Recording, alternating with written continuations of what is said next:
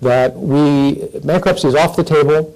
We have done the things, the management has done the things that are the tough things that are necessary, and I encourage all Americans to consider buying an American car.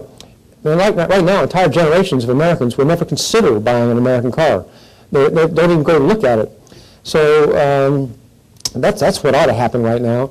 But instead, I fear that they're engaged in a process of overreaching and miscalculation that's going to destroy General Motors, not save it. Do you think Washington fails to recognize factors such as currency manipulation, healthcare, and legacy costs, and dismisses GM management, GM engineering as second rate to other companies? Do you think there's a misconception on that subject out there that hurts the cause? Well, yes. I mean, I'm often asked, who do you blame? A lot of people are looking for someone to blame. Well, you blame management, right? They made some mistakes, but they also have done a lot of the right things. Or you blame the UAW, right? Well, not exactly. They were fighting for what they perceived as a middle-class life for hundreds of thousands of people. I often say back, well, let's look at the broader policy climate. Let's look at healthcare costs, or what put General Motors where it is, at least in a large measure. The absence of a viable national healthcare system, however you define that, whether it's government-run, government-influenced, private sector, but the absence of a viable national healthcare system has been a major deterrent, a major part of what went wrong in the American auto industry.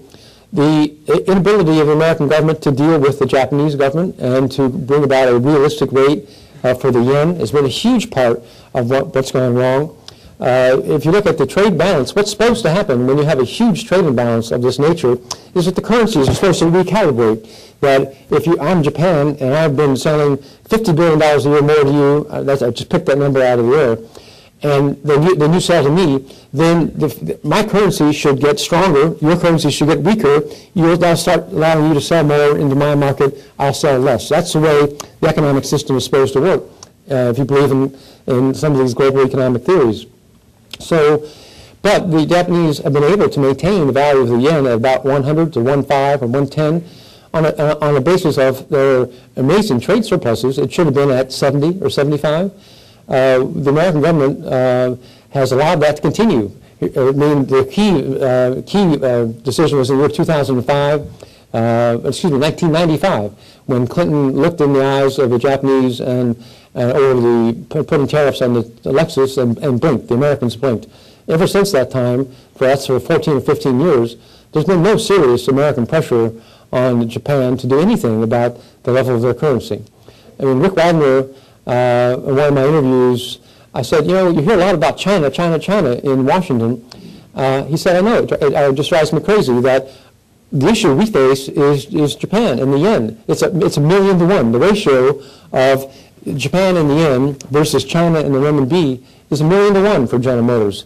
The renminbi is not an issue for us. Chinese competition is not an issue for us. It's the Japanese competition. We as a nation have gone to sleep on this and have not taken any serious action. The state franchise laws are another major piece of this. We have allowed dealers in every state to exercise real political power at the state capital level. They're pals. They elect their pals. They write laws that defend their interests. So GM has 6,200 dealers. Many of those dealers, this system of dealerships was put in place in the 1950s. GM has not been able to significantly change that system because of the state franchise laws. If they had been able to move dealers from areas where lost population, major urban areas, into suburban or ex-urban areas, rationalize the dealership network as they went from 50% of the market to 20% of the market, it'd be a whole different game today. But we allowed state franchise laws to be a major shaper of General Motors' ability to compete in the market. We placed a higher emphasis on the rights of these dealers than we did on the competitiveness of the company. I have very little sympathy for the dealers now who are getting dislocated. They've been protected for decades. they've been, and so I know there's some very sad personal stories here, but the system of forcing General Motors to carry 6,200 dealers has been wrong. So the answer to your question is, there's enough blame to go around for a lot of people. I mean, it's been a systemic failure. Management, yes. Labor, yes. Federal government, yes. State governments, yes. All of the above. Well, let me follow on that point. When you talk about GM really should shrink, perhaps fewer models, don't the legacy costs in terms of retirees, in terms of current labor agreements, in terms of all these dealers that are way more than they need, isn't bankruptcy the only way you can clean the slate of those things? You can't, because of the very argument you just made, you can't get rid of the dealer network or shrink it outside of bankruptcy, period. We know how we got there, but that's what it is. As far as all the retiree legacy, you can't get rid of that unless you have bankruptcy. So how do we get rid of that problem, not operating problems, but legacy problems, if you don't have a bankruptcy, by your own words? Are you suggesting that the approximately 1 million people who are retired with pensions and retiree and medical benefits should be wiped out? I'm suggesting that if the situation isn't modified, there's no company to pay the benefits anyway. Well, I mean, keeping General Motors going in some level is a far more hopeful response to this than liquidating them. I mean, if you could have this precisely controlled, precisely managed bankruptcy where you could hive off a certain number of dealers, all right, I can understand the logic of that. But the problem is, once you charge into bankruptcy, everything's on the table. You have this great risk that the confidence game is unraveled. As far as the so-called legacy costs, I mean, there are hundreds of thousands of people who are living on the basis of a continuation of pensions, medical benefits. If you just wipe them out overnight, or wipe them out, period, think what that impact is on entire communities, not just in Michigan and Ohio, but across the country. I mean, that's devastatingly, that's a terrible thing to do in human terms. So, and if you force the company into bankruptcy, and those pensions and those benefits go away, who will pick up the cost for that? The federal government now has this agency, I always slaughter the name, Pension Benefit Care Guarantee, PCGB. It's already over, what is it? PBGC, Pension Benefit Guarantee Corporation. There's the man.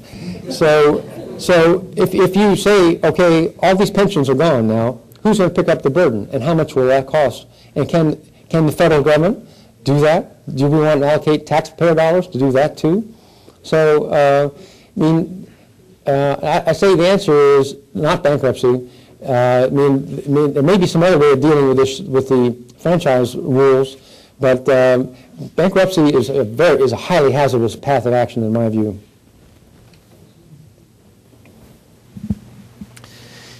You've indicated that you believe that Chrysler is probably on its way out completely, and that if things continue to go the same way as down the road that they're currently on for GM, we're probably going to see the demise of GM. How does that impact on Ford? Will that be helpful to Ford as the last remaining domestic automaker, or will it have some other impact? Well, it's probably a good news, bad news situation. They have profited by differentiating themselves from GM and Chrysler in the public eye. Everybody knows, hey, Ford's doing better. Ford's doing better. That's widely out there. Of course, the reason is that they made the smart financial decision in the year 2006. It's not because they have such a sensational lineup of vehicles, but the public perception is, yeah, Ford's doing better. So to the extent they can continue to play that game, that's very smart, that's a winner. The great concern is the supplier base. The supplier base is completely interlocked, GM, Ford, and Chrysler, and even Toyota. So if the supplier base starts getting whacked, the suppliers to Ford are going to be under extreme duress. Could the company, I mean, I'm sure they've spent a lot of time analyzing this,